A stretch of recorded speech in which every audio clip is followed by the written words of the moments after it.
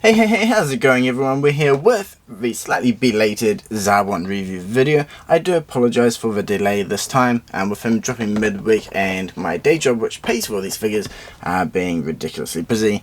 Yeah, it's a bit delayed in getting this out, so I do apologise. But yeah, here's a pretty damn good figure so far, so I'm pretty excited to share this with you all. And yeah, so let's just jump straight into it. Now, in Japan, he was a premium Bandai release, so therefore he does have a Tamashii Web logo on the box, and he's just got the basic silver Toei sticker. Yeah, and this one here has the white text as well, so if you notice in the Piccolo video from last week, they had silver text. So I'm wondering if that's going to be a thing going forward for retail releases, or if it's just for those movie figures.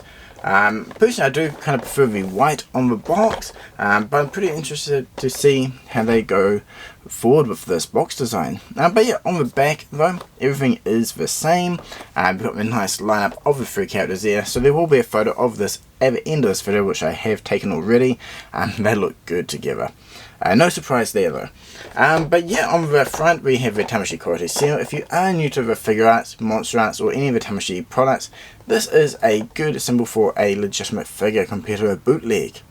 But yeah, let's just pop him open now and get a closer look at his accessories. Okay, so we've got Zarbon himself. This is the pretty version, obviously, though they have hinted at the ugly version, so I'm pretty excited about that. But anyway, for this version here, he does have a cape attached to him already. Then he's got the 1, 2, 3, 4 faces. These two are pretty similar. One is neutral and one is a slight smirk. Then we've got the teeth gritting, angry look, and then the full-on shouting.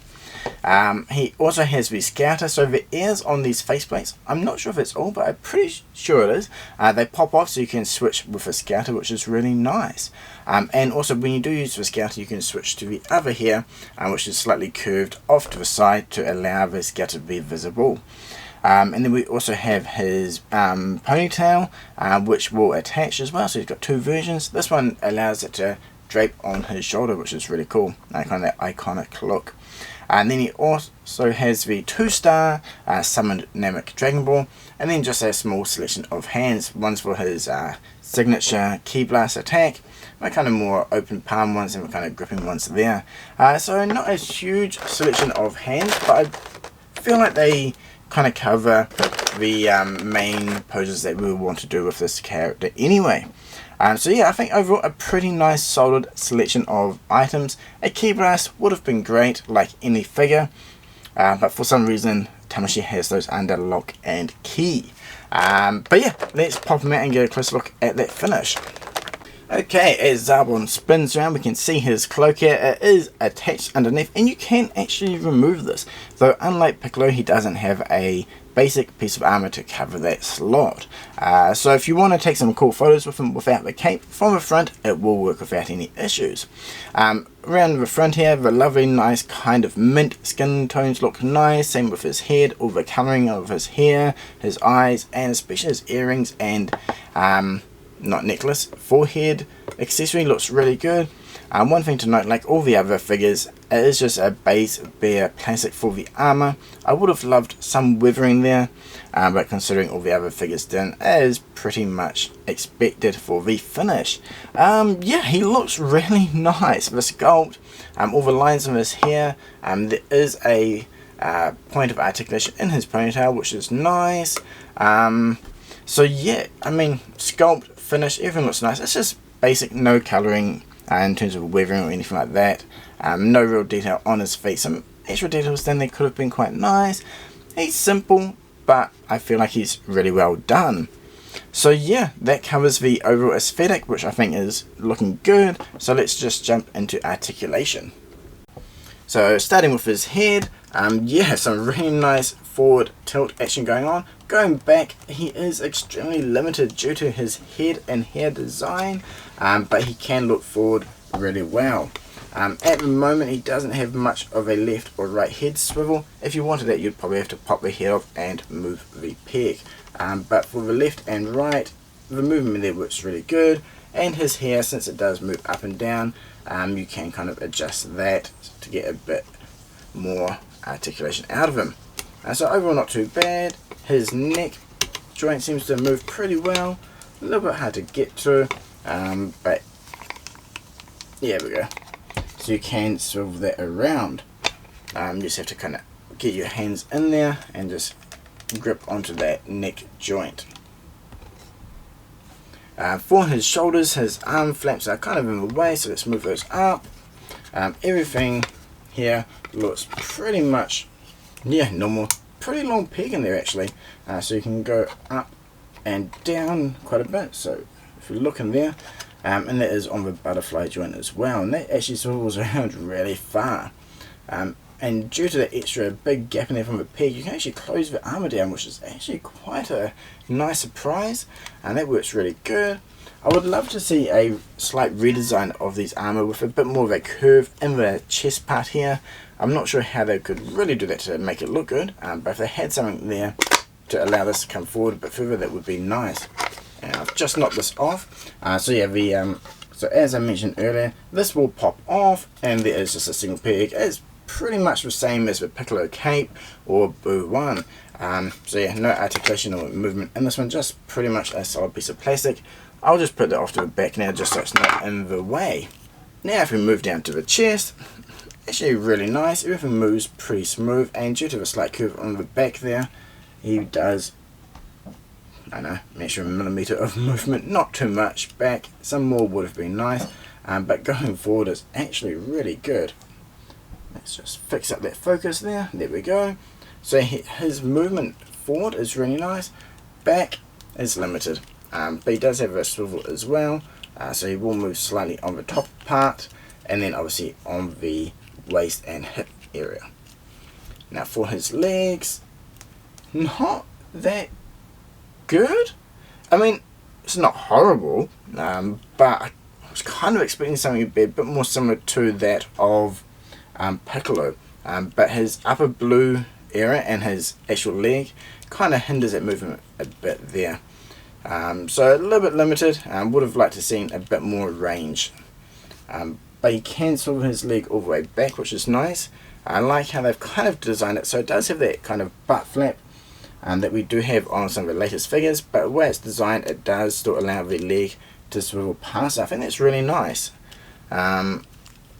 In terms of the leg swivel, it actually moves on the upper part of the blue and the minty skin leg there.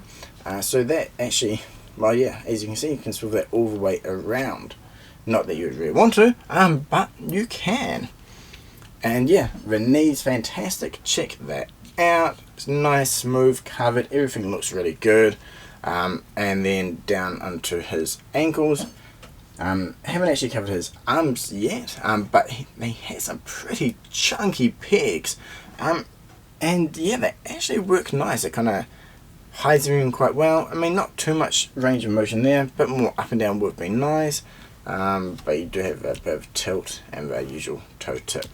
Nothing spectacular in terms of his angle mobility. Back up to the arms, he has a swivel, and the range there, that's pretty much standard, I would say. His wrist, a little bit of motion. Again, these are some pretty chunky pegs. I mean, design-wise, I think they look nice. In terms of actual range of mobility, maybe a bit less than normal, but it feels nice.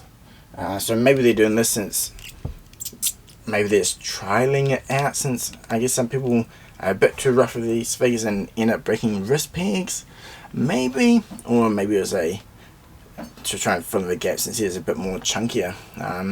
Yeah, either way, it does feel really nice. So yeah, that covers the articulation. Let's switch around those faces and get a closer look. So yeah, the first face that we do have on him here is the default kind of neutral look, and yeah, the line work, the kind of eyelashes, all the colouring on the earrings looks really nice. And to change the hair, we just have to pop the front bangs off, and that will show the full faceplate, which then easily comes off, and it's just held on. And it's just held on by two pegs.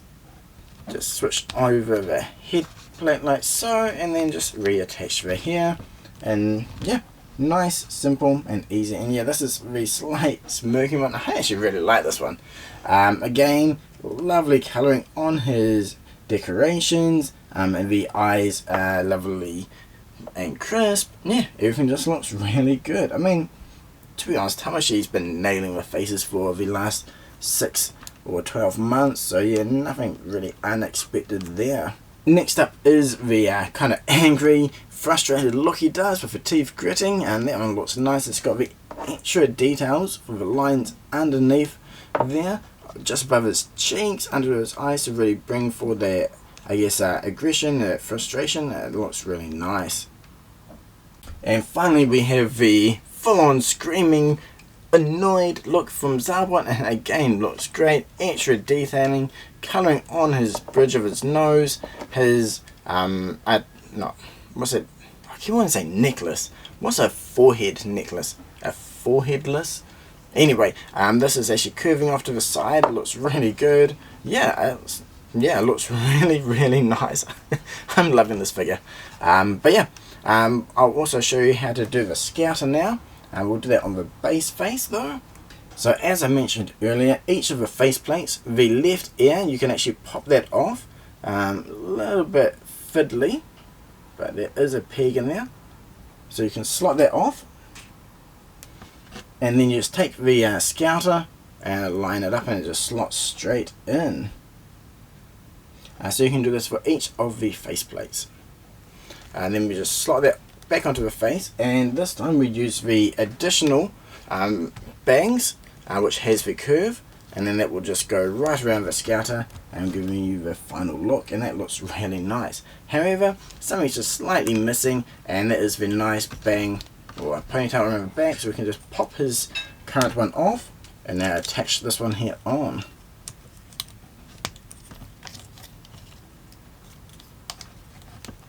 Okay, there we go. Now that has completed the look, and yeah, it looks really nice, just draped over his shoulder.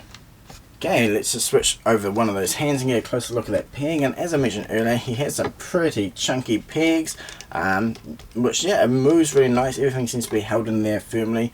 And just to switch the hand, just line up a peg with a hole in the hand, and it just snaps into place. So as we saw for accessories, Zarbon here also comes with the 2-star summoned Dragonball, which is right here. And just like all the previous balls, looks really nice, cleanly painted, and a lovely colour. Okay, so for a size comparison, I've got Dodoria here, same Res on Earth Goku, and Zarbon at the back. And yeah, I feel like the Zarbon and Dodoria are matching up really well. Though Goku didn't actually meet these two, I think yeah, the scaling works out pretty well. I'm definitely looking forward to actually 2 Namek version Vegeta figures. Hopefully we'll get some of those in the future, since he is one who did fight Zarbon and Dodoria. But yeah, what do you think about the sizing between these two? Let me know in the comments below. Personally, I think they're looking pretty damn good together, and they look even better with Freeza. There is a photo of that at the end of this video, so be sure to check that out. And speaking of photos, if you want to check out photos of any of these figures, 360 images and all of that cool stuff, then jump on rockchala.com, also linked below. And you can go and make your own collection list tracker as well. Nice and easy, just click on the boxes and hit download. But yeah, let's just jump into some final thoughts. So, is Zarbon a good figure or not? And yes, he is. I love him. I've got a lot of, I guess, pros for him, not many cons, but pros, I think the styling, sculpting, aesthetic for Zarbon was pretty much spot on. He really looks like the character. The detailing on his face, the prints on them, the range of expressions we got is absolutely fantastic. The colouring I think is nice. In fact, he's got the cape and you can actually remove it. I think that's all really nice. In terms of cons, I mean, I like the hard capes actually, but sometimes I would like them to be a bit more softer or flexible. Something like the previous Piccolo, which came in 3 parts, was really nice, but it's not too much of a con. However, I would have liked to have a piece, just this white part here, to clip in if you want to have them without the cape. I think that would have been nice. And like all the other Namek Freeza Saga figures that don't have the weathering, some weathering or some type of detailing on his armor would have really helped make him pop a bit more. He has a little bit basic in that area. It's not a huge con. It's one of those things I feel like is probably the trade-offs we have for getting the more unique characters like this, to kind of cost versus yeah, the price range and all that. So it's a nice balance that they probably do aim for, and in this case it does work out good because he is looking really good, especially when you combine him with Dodora, Freeza and all of that.